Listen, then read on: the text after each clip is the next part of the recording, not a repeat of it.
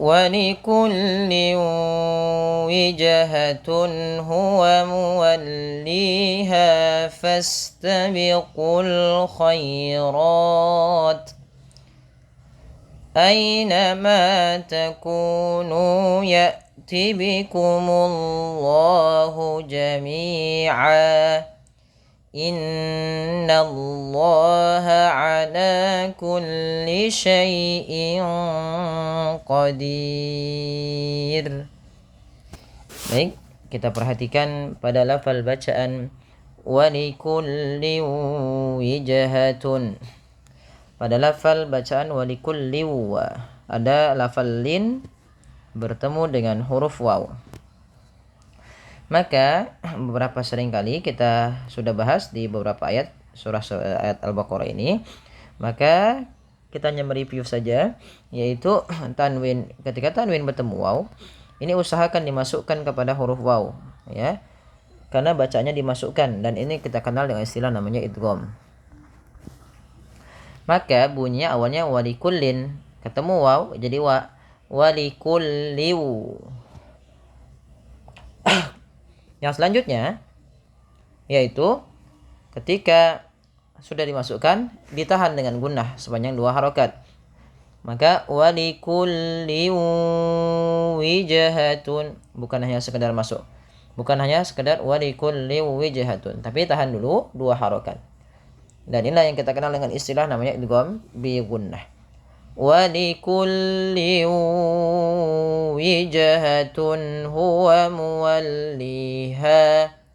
Wijhatun, pantulkan pada lafal huruf jim yang berharokat sukun, karena ia bacaan qalqalah. Kesalahan yang terjadi dalam baca qalqalah itu tidak mantul. Misalnya walikulli wijhatun, wijhatun itu tidak memantul. Kemudian yang kedua yaitu menambahkan hamzah. Contoh wij gitu, itu nambah hamzah. Harusnya tidak boleh tambah hamzah. Walikulli wijhatun, wijhatun, ya, wijhatun huwa muwalliha. Kemudian pada lafal wijhatun hu, jelaskan pada lafal tun ketemu dengan ha, karena di sini ada bacaan yang terlewat yaitu izhar halqi. Izhar artinya jelas, halqi berarti dari tenggorokan. Maksudnya apa? Maksudnya apabila ada nun sukun atau an, in, un bertemu dengan huruf halqi yaitu huruf tenggorokan, salah satunya huruf ha, maka dia harus dibaca dengan jelas suara tanwin atau nunnya. Dan tidak boleh ditahan, tidak boleh walikulli wijhatun nggak boleh, tapi jelas saja wijhatun huwa muwalliha, ha besar, jangan huwa, tapi jelaskan hanya huwa muwalliha, mad tabi'i pada lafal li dan ha. Terus kita boleh wakaf di sini. Tadi kan kita awalnya lanjut, tapi nggak apa-apa kita wakaf di sini, tapi asalnya sampai sini ya. Kemudian fastabiqul khairat, langsung ya ke sin, bukan faas atau bukan faus tabiqul. Ini tidak dibaca hamzahnya karena dia termasuk hamzatul wasal. Jadi tanda di atas huruf alif ini bukan untuk harokat. Yang biasanya dibaca itu kalau adanya alif di atasnya hamzah, alif di bawahnya hamzah, alif di atasnya hamzah tapi dhammah. Nah, ini dibaca a i u. Kemudian pada falqul khairat ada alif lam qamariyah, yang dimana huruf lamnya dibaca dengan jelas. Kemudian al khairat, ya, lembutkan, dan di sini tipis khairat. Nah, ro-nya baru dibaca dengan tebal karena dia ra tafkhim berharakat fathah. Kemudian kalau kita berhenti pada lafal rot, ini ada bacaan namanya mad arid disukun. Nah, panjang ro ini kita boleh panjangkan 2, boleh 4, boleh 6 harokat. Nah, kemudian huruf ta dimatikan. Nah, ini jangan khairos gitu ya, atau khairats gitu ya, tapi sedikit saja dia panjangin dulu ro-nya. Khairat, baru kasih hamas ya untuk huruf ta. Pertama sifat syiddahnya, baru kasih hamas. Syiddah itu apa? Tertahannya suaranya dulu, ta-nya ketika mati, baru kasih hamas. Khairat, ya, khairat. Nah, seperti itu.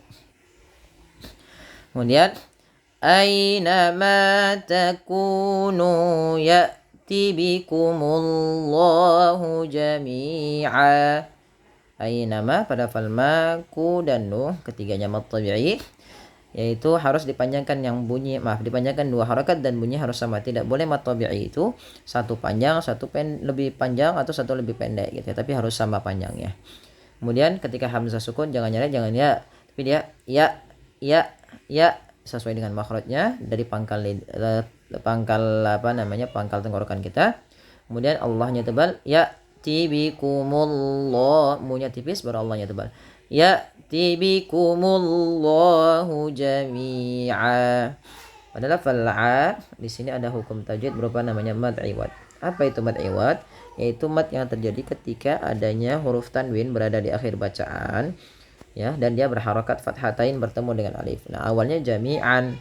Kalau kita waqaf maka tanwinnya diiwadkan, dibadalkan, diganti menjadi fathah saja ketemu alif, maka jami'an berubah menjadi jami'a ya, jami'a. Kemudian yang selanjutnya yaitu innallaha ala, tahan pada lafal bunyi nun yang berharakat tasydid karena ia bacaan gunnah, inna ya. Kemudian nanya tipis ke lafal Allahnya tebal, innallaha ala mad tabi'i kulli syai'in qadir. Syai'in qadir ada bacaan ikhfa hakiki yang dimana suara tanwin pada lafal in disamarkan ke huruf qaf, yang mana qaf termasuk huruf ikhfa. Maka cara membacanya syai'in qa, seakan-akan langsung kepada makhraj daripada huruf qaf. Qadir, dir ada lafal ada bacaan mad arid disukun. Nah, kemudian yang terakhir ada huruf ro. Ro-nya di sini dibaca dengan tipis, tidak dibaca dengan tebal. Karena apa? Karena huruf ro yang disukunkan ketika waqaf sebelumnya ada huruf ya dan sebelumnya ada huruf kasrah, maka dibaca dengan tipis. Ya, mudah-mudahan bermanfaat. Baik, kita coba ulang sekali lagi ayatnya baru kita selesaikan gitu ya. Wa likulli wijhatun huwa muwalliha fastabiqul khairat. Aynama takunu ya'ti bikumullahu jami'a. Innallaha ala kulli syai'in qadir. Shadaqallahul azim. Ya, mudah-mudahan bermanfaat bagi sobat sekalian. Mohon bantuannya untuk share dan juga dibagi kepada teman-temannya agar lebih banyak manfaatnya. Terima kasih. Jazakumullahu khairan. Wassalamualaikum warahmatullahi wabarakatuh.